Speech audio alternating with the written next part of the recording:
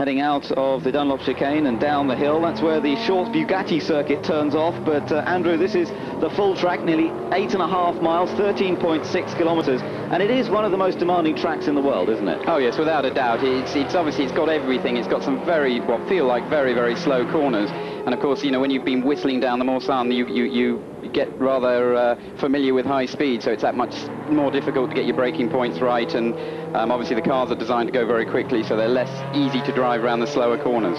Just looking at the number 3 Toyota heading them out at the moment. That's the Japanese car, in fact, with Ukio Katayama in that one, with Toshio Suzuki and Keiichi Tsuchiya. And the Toyota's really dominant in qualifying, although perhaps not by as much as some people were saying they would be. Just to tell you, in case you haven't seen any news of the qualifying sessions, the Martin Brundle, Emmanuel Collard and Vincenzo Sospiri Toyota is on pole position. And in fact, Toyota have taken the whole front row, because the second car of Thierry Boutsen, Ralph Kelleners and Scotland's Alan McNish, second fastest in the qualifying. But in third place, the BMW of Tom Christensen, JJ Leto and Jörg Müller, and in fact at the end of the day they were only some 0.4 of a second slower than the second Toyota, which is quite interesting. Yeah, they seem to have just constantly been improving all the time, getting quicker and quicker. Everybody, you know, in many ways I suppose weren't expecting them to maybe raise their game to the level they have already, so yeah, they're a very, very serious contender.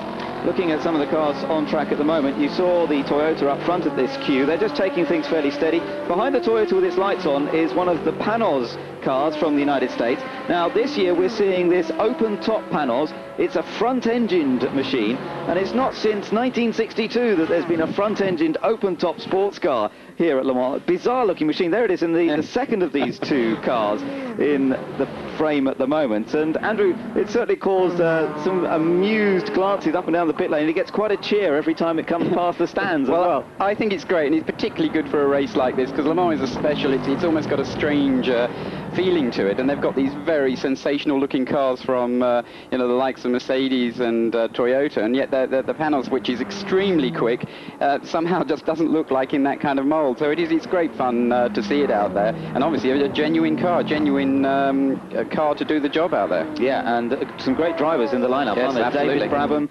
Eric Bernard, and and we've got a car on its roof already. How on earth has this happened? Just trying to spot which car that is. That's the Schneider. It looks like the no, I'm sorry, it's not. It's the it's the Mark Webber car. Yes, again. This is amazing. This happened in the qualifying sessions. This car flipped over in qualifying when Mark Webber was at the wheel, and it looks as though exactly the same thing has happened again. How on earth this can happen, I do not know, but the Australian Mark Webber, the young man who has been part of the Mercedes team for, this is his second year now with Mercedes, and obviously we don't know exactly what's happened here. In qualifying, what happened was he got behind another car, got into some turbulent air. There's a little bit of contention as to exactly what happened, as to whether perhaps a part of the car came off, or whether it was purely the turbulence as he went over one of the crests. You can see that crest in the background there, where the first flag marshal is right at the back of your picture.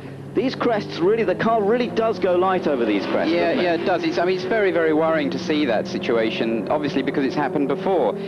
Hopefully they'll have, I say hopefully, obviously that's a situation where nobody's been hurt, but hopefully it's a situation which has involved another car, and that it's not actually some kind of car failure, because obviously it throws into doubt, or it certainly must be a worry for the other cars, the other Mercedes. Well, what an amazing picture to see in the warm-up. I mean, that's just unbelievable to see something like that in a morning warm-up session where everybody's just, there is Mark Webber. It's Mark again. Yes. He was the guy in the car when it flipped last time, and it's done it again. And it's just, I mean, he's been feeling stiff. I saw him this morning down at the Mercedes hospitality. He was still looking a little bit sort of bruised and a bit stiff.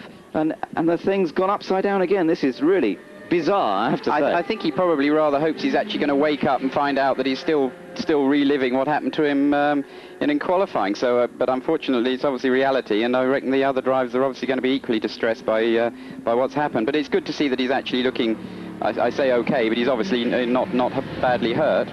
No, that's right. But what a disappointment. And Mark Webber, who's due to drive that car with Jean-Marc Gounon and Marcel Thiemann, really in the wars already in Le Mans, and it's not even started the race yet.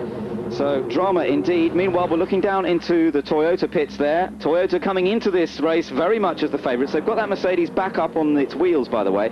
When it happened the other day, it did end up on its wheels, but it had gone onto its side for quite a long way, skating along, and, well, looks very similar to what's happened again today. Out on track as well, we've got some of the GTS cars, as they're called this year. It's all a bit confusing. We've known them as GT2 cars for the last couple of years. They're the next category down, if you like. This year it's been renamed the GTS category, and that's really the class where we're seeing the Chrysler Vipers up against a lot of the Porsches doing battle within that class. It was one of the Vipers, no surprise, that was fastest amongst the GTS cars. It was the Oreca run Viper of Olivier Beretta who was fastest, and Oreca won this race in the category last year with one of their other cars, with Justin Bell driving. Justin is back this year with the same team and qualified reasonably well on this occasion within the class as well, but it is Olivier Beretta. He starts in 28th position overall, but he will be the first of the GTS cars on the grid this afternoon. And joining Beretta will be Carl Wendlinger and Dominic Dupuy, so that's again a very strong driver lineup there, isn't it, Andrew, for the Chrysler Viper? Yeah, they're obviously looking very dominant, and obviously I saw Justin and he seemed very happy and very pleased with the way the whole thing was going. And yeah, it's always a bit confusing now with the category the changes of name, but I actually feel it will probably be more simple than probably some of the years before to follow. Yes, I think so. In the top category this year, we don't, the GT cars and the prototypes, which were separated in former years, they're now all one class, aren't they? They've got the same size fuel tank, whereas last year the GTs and the prototypes actually ran different size fuel tanks. This year they've put them together, and so all the closed top coupes in what was GT1 and the open top sports cars in that top